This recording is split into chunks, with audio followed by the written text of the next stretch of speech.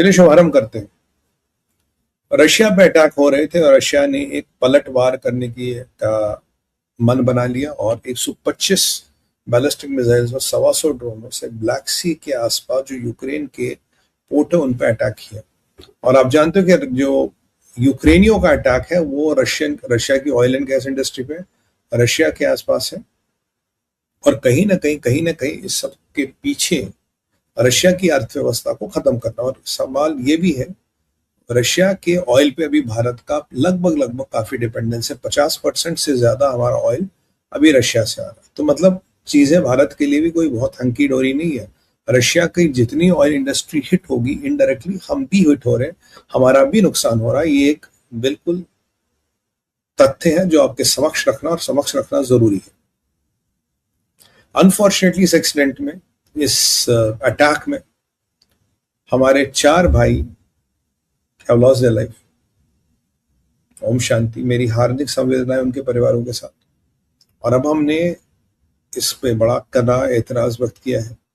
Basically 16-17 sellers से जो attack के जद में आए, 5 भारतीय थे, 4 हैव लॉस्ट देयर लाइफ, 1 अभी जख्मी है।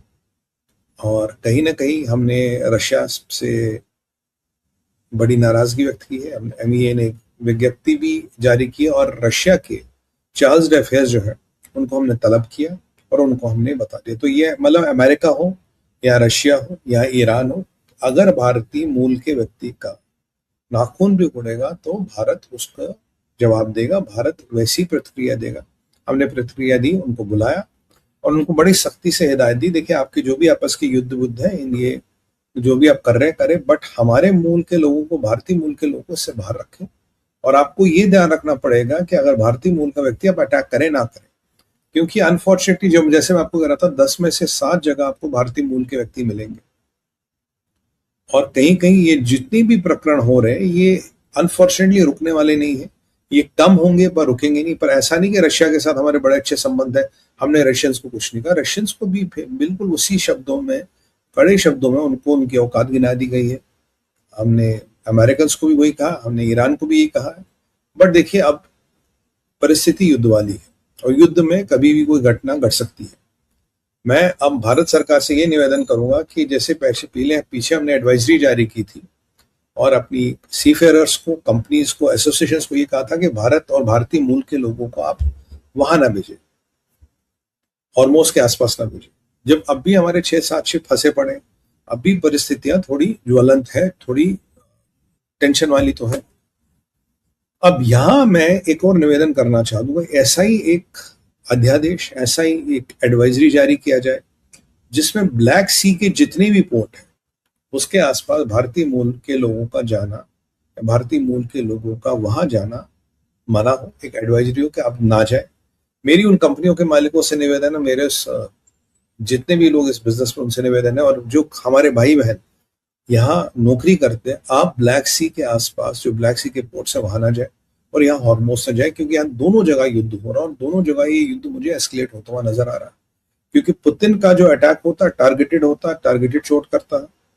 यूक्रेन का अटैक वाइड स्प्रेड होता है। अभी मैं देख रहा था यूक्रेन का एक ड्रोन आया, मेरे एक पुतिन की एक एंटी एयरक्राफ्ट बैटरी थी, उसमें कुछ सिपाही थे, उन पर अटैक किया। अनफॉर्चुनेटली सिपाही भी नहीं निकल पाए, सिपाही भी मर गए। तो ऐसा नहीं कि रशिया के लोग नहीं मर रहे, पर हमारा उससे कोई लेना देना नहीं है। हमारे भारतीय मूल के लोग इफेक्ट इम्पैक्टेड नहीं होने चाहिए थे। इसके लिए जो सरकार को करना है, चार्ल्स अफेयर्स को बुलाया। आप जानते हैं Charles affairs is 1 step lower than the ambassador. उसकी तबीयत से समझाया गया, जो कि रशिया के साथ हमारे बड़े अच्छे संबंध है, पर जब भारत और भारतीयों की सुरक्षा का मसला था, किसी से ऐसा कोई संबंध नहीं है। और एहतियात हमें खुद बरतनी पड़ेगी, चीजों को हमें खुद समझना पड़ेगा। मैं मानता हूँ यूक्रेन फिर अटैक करेगा, रशिया फिर अटैक करेगा। तो अगर आप सोचते कि क्या ये मसला हटने वाला है, ये मसला घटने वाला है, ये मसला हटने और घटने वाला नहीं है। मैं आपको बहुत क्लियरली बता दूं। तो यहाँ समझदारी और संयम, 2 चीजें काम आने वाली। देखिए, जान है तो जहान है। नौकरी अपनी जगह है, जान अपनी जगह है। अपनी सुरक्षा खुद करनी पड़ेगी। अब चलते पाकिस्तान। पाकिस्तान में ईरान का डिप्टी फॉरेन मिनिस्टर आ गया है। आप जानते हैं कि कल ईरान ने एक बहुत भयंकर यूटर्न ले लिया। उन्होंने कहा जी, परसों 2 दिन पहले तक कहते हैं अमेरिका से कोई बात नहीं होनी, हमारी कुछ नहीं होना, कुछ नहीं होना, सब कुछ होना। अब तो जंग करबला आखिरी लड़ाई होगी। अब ईरान ने एक भयंकर यूटर्न ले लिया। ईरान कहता नहीं नहीं नहीं, हम बातचीत करना चाहते हैं। अराची ने कल कहा, उनके विदेश मंत्रालय के स्पोक्स पर्सन ने कहा। पर आज अगर मैं वाहिदी को ट्राई करूं, वाहिदी कह रहा है इंशाल्लाह अल्लाह का फजल है, हमारे पास तो इतने मिसाइल है, हम तो कई साल तक लड़ सकते हैं। अमेरिका का प्रेसिडेंट कहता है कि हमारे पास मिसाइलें नहीं है, झूठ बोलता है।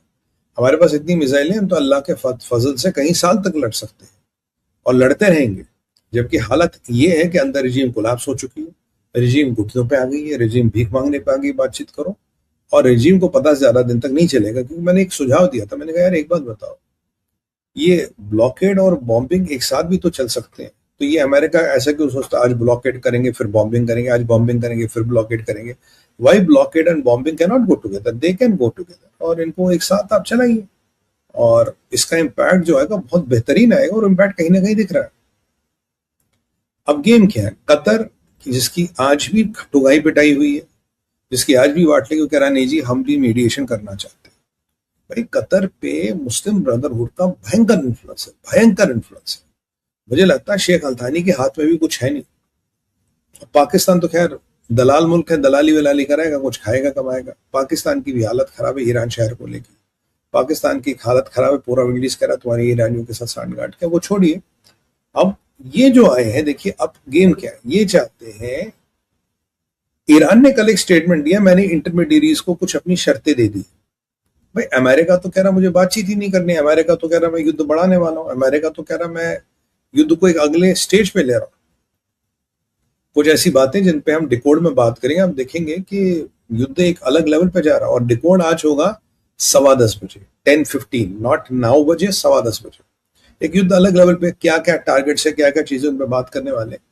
बट सवाल ये है कि अगर अमेरिका युद्ध बढ़ाना चाहता, युद्ध को निर्णायक एंड पे ले जाना चाहता, तो भाई ये ईरानी ऐसा क्यों कर रहे हैं? क्योंकि हालत खराब।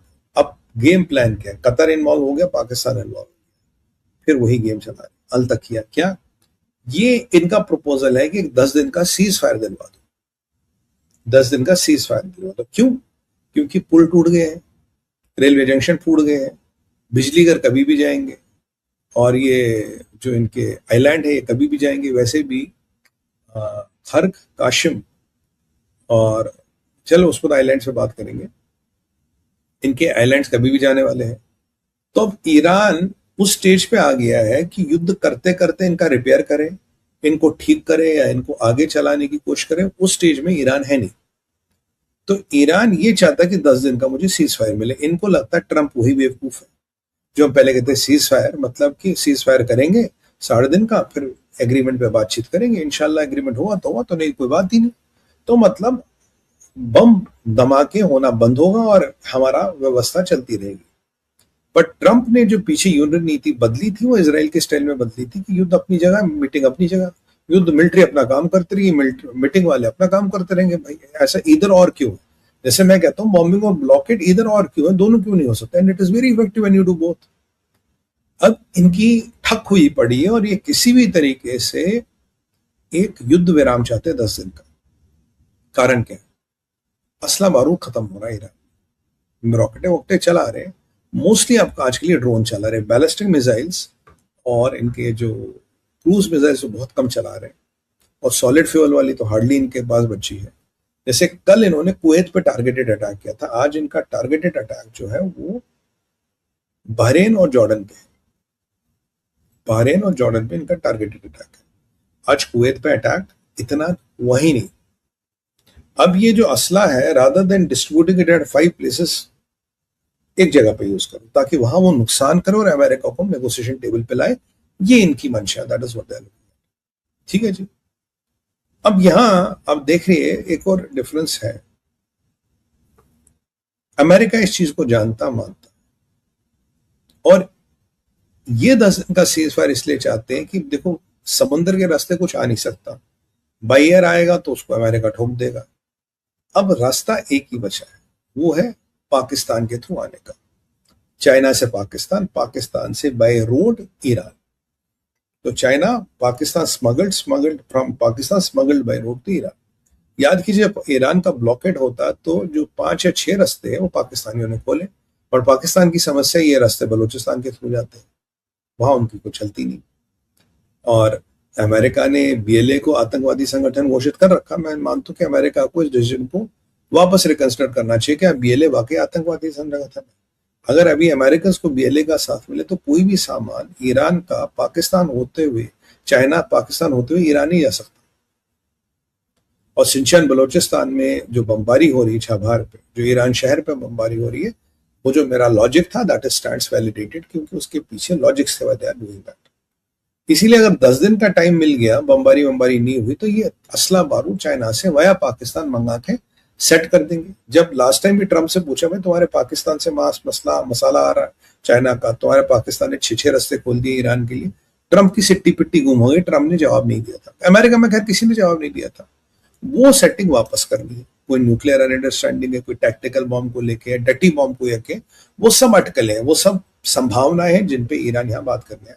ईरान को जाना चाहिए कतर, पर कतर नहीं गया, वो गया पाकिस्तान। पाकिस्तान पे अटैक नहीं करता। ये सारी चीजें बताती है कि कुछ ना कुछ खिचड़ी इनकी पाकिस्तान में पक रही है।